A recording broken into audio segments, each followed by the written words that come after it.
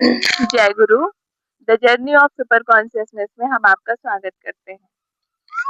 आज मैंने मेरे गुरुदेव श्री श्री परमहंस योगानंद जी की जो बुक है जहाँ है प्रकाश, वहाँ से एक छोटा सा पैराग्राफ लिया है। गुरुजी बात करते हैं कि विपत्ति के समय में शक्ति मतलब कैसे अर्जित करें। तो गुरुदेव बात करते हैं कि यदि आप शाश्वत प्रसन्नता पाना चाहते हैं तो आपको यह सोचना बंद करना होगा कि आप एक नश्वर प्राणी हैं। कितनी सुंदर बात कर रहे हैं कि यदि हम हमेशा के लिए प्रसन्नता पाना चाहते हैं, शाश्वत प्रसन्नता, तो आपको यह सोचना बंद करना होगा कि आप एक नश्वर प्राणी हैं। क्योंकि जब हमारी जो मानसिकता है, जो हमारे विचार हैं, यदि पूरी तरह से इस शरीर आधारित हो जाते हैं तो बहुत ही ज्यादा अप्रसन्न मतलब दुख, सैडनेस यहीं से आता है, इनसिक्योरिटी इसी शरीर से आता है। क्योंकि इस शरीर, ये जो शरीर है ना, ये नश्वर है। तो जब हम ये सोचते हैं कि हम नश्वर प्राणी हैं तो हमारी जो इनसिक्योरिटी है वो बढ़ जाती है। तो बोलते हैं कि सबसे पहले आपको ये विचार बंद करना होगा, ये थॉट्स बंद करना होगा कि आप एक नश्वर प्राणी हैं।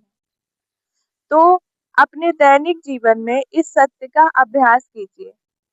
गुरुदेव बोल रहे हैं कि अपने दैनिक जीवन में, रोजमर्रा की जिंदगी में, दिन प्रतिदिन प्रतिपल हम ये अभ्यास करें कि हम नश्वर प्राणी नहीं हैं।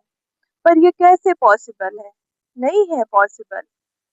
मतलब आप सोचो कि आपके जो विचार है वो पूरी तरह से सांसारिक हो, ये शरीर आधारित हो और आप ये सोच पाए कि मैं नश्वर प्राणी नहीं हूँ। ऐसा नहीं है, पॉसिबल नहीं है। इसलिए हमको ना संतों की वाणी पढ़ते रहना चाहिए, अभ्यास करते रहना चाहिए, उनको सुनते रहना चाहिए और ध्यान के माध्यम से, पूजा भक्ति के माध्यम से, भक्तमाल के माध्यम से, किसी न किसी बुक के माध्यम से जो ये बताते हैं कि आप एक शरीर मात्र नहीं हो, आप आत्मा हो, आप नश्वर प्राणी नहीं हो। इस तरह के जो कथन है, जैसे कबीर साहब के, गौतम बुद्ध जी के, गीता है, रामायण है, अष्टवक्र गीता है, ओशो जी भी यही बात कर रहे हैं। ऐसे जो ऋषि संत हैं, जो मुनि हैं, उनकी बातों को हमें सुनते रहना चाहिए और ये भीतर प्रयास करते रहना चाहिए अपने अंतर में कि मैं ये शरीर नहीं हूँ, मैं मन भी नहीं हूँ।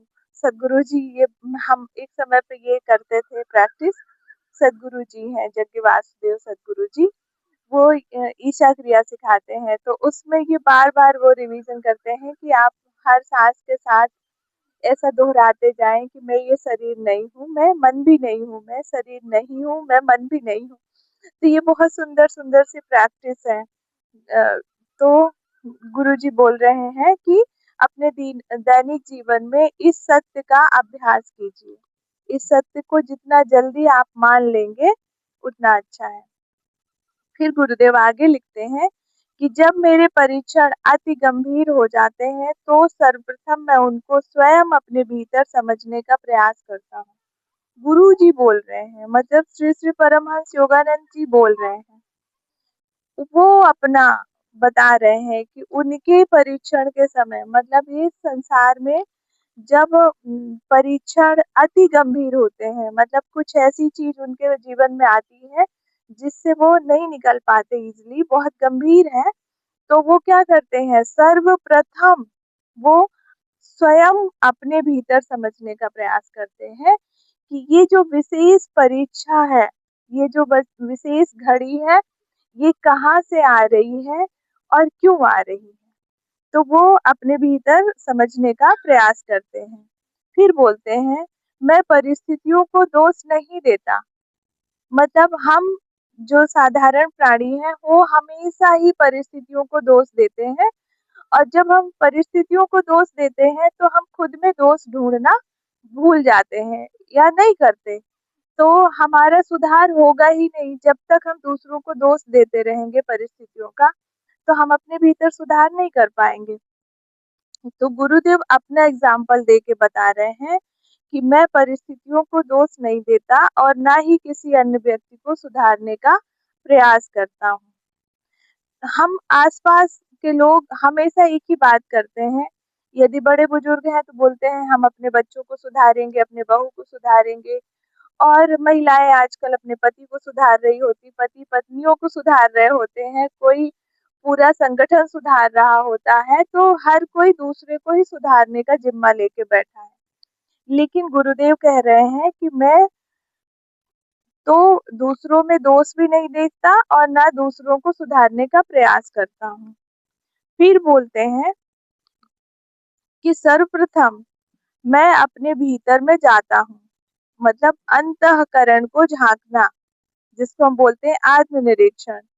तो मैं अपने भीतर जाता हूँ, मैं अपनी आत्मा के किले की सफाई करने का प्रयास करता हूँ। जो हमारी आत्मा है शुद्ध है, अब उसके ऊपर पर्दा किस चीज का चढ़ा है? ये शरीर आधारित चीजों का। बहुत सारी जो विचारधारा है जो शरीर आधारित है, और इसी से ईर्ष्या, द्वेष, घृणा, दूसरों में दोष देखना, समय और परिस्थितियों के साथ जो गंदगी आ गई इस आत्मा पे, तो वो सबसे पहले क्या करते हैं, बोलते हैं गुरुदेव कि मैं अपनी आत्मा के किले की सफाई का करने का प्रयास करता हूँ। फिर बोलते हैं ताकि किसी भी ऐसी वस्तु को हटा सकूं जो आत्मा की सर्वशक्तिमान सर्वबुद्धिमान अभिव्यक्ति में बाधा डालती हो। आत्मा क्या है? साधारणतया वो जो उसका अपना स्वभाव है, आत्मा सर्वशक्तिमान है, सर्वबुद्धिमान है, वो सब में जो बाधा पड़ रहा है, कहाँ से? ये तमाम तरह की विचारधाराओं से जो हम मान लिए हैं कि ये शरीर है और शरीर नष्ट हो रहा है, शरीर प्रतिपल बदल रहा है, संसार में हर चीजें बदल रही है, तो यहाँ से जो हमने बाधा उत्पन्न करी है, मैं सबसे पहले उसी की सफाई करता हूँ। जीने का सफल मार्ग यही है। गुरुदेव कितना स्पष्ट कह रहे हैं कि जीने का सबसे सफल मार्ग यही है कि खुद का सुधार करें, आत्मचिंतन करें, आत्मनिरीक्षण करें और खुद को ही सुधारने का प्रयास करें। क्योंकि जो भी परिस्थितियां आती हैं, हर एक परिस्थिति व्यक्ति विशेष के लिए अलग अलग सीख लेके आती है। कोई भी परिस्थिति आई तो संत उससे कुछ और सीखते हैं, हम साधारण मानव कुछ और सीखते हैं। तो इस तरह से चीजें हैं, सबका जो दृष्टिकोण है अलग अलग है, और अपने दृष्टिकोण के हिसाब से ही हम सीखते हैं, और जैसा हम सीखते हैं वैसा ही हम बनते जाते हैं। तो एक संत है, उनने सीखा कि आत्म सुधार करना है, बाहरी चीजों को वो चेंज नहीं कर रहे हैं, तो लास्ट में वो संत सफल हो जाते हैं। फिर हम संत के चरण पड़ते हैं कि हमें भी आशीर्वाद दे दो। पर वो जो राह बता रहे हैं कि हम कैसे इस मार्ग पे आए और किस तरह हम अपने जीवन को सफल बनाए, तो उसी मार्ग पर चलकर हमें उनका आशीर्वाद प्राप्त करना है। आशीर्वाद प्राप्त करने का मतलब ये नहीं है कि वो बोल दे तथास्तु, मतलब हमारे भीतर भी जो सर्वशक्तिमान बैठा हुआ है, अगर हम उसके मार्गदर्शन में चलें, अपने इंट्यूशन पावर को समझें, जाने, आत्मचिंतन करें, सुधार करें, तो जब हम अंतरात्मा की आवाज सुनकर वैसा मार्ग पे चलते हैं, तो चीजें सुव्यवस्थित हो जाती हैं। और गुरुदेव इसीलिए बोलते हैं कि ध्यान करो, ध्यान के माध्यम से ही खुद को जाना जा सकता है, बाकी और कोई रास्ता नहीं है। क्योंकि जब तक आप विचारों से विचारों को सॉल्व करते रहेंगे, तो और उलझन क्रिएट होगी, कभी सॉल्व नहीं होंगी चीजें। विचार से विचार को सॉल्व किया ही नहीं जा सकता। तो जब आपके पास बहुत ज्यादा विचार हो, बहुत उथल पुथल हो, तो आप बैठे, बाहर अगर बहुत कुछ परेशानी आ रही है, तब भी आप आत्मचिंतन ही करें, आत्मा को ही जाके, और उसी के अंतर्दृष्टि के हिसाब से ही अपने जीवन को जिए। गुरुजी बोलते हैं जीने का सफल मार्ग यही है। Thank you. जय गुरु।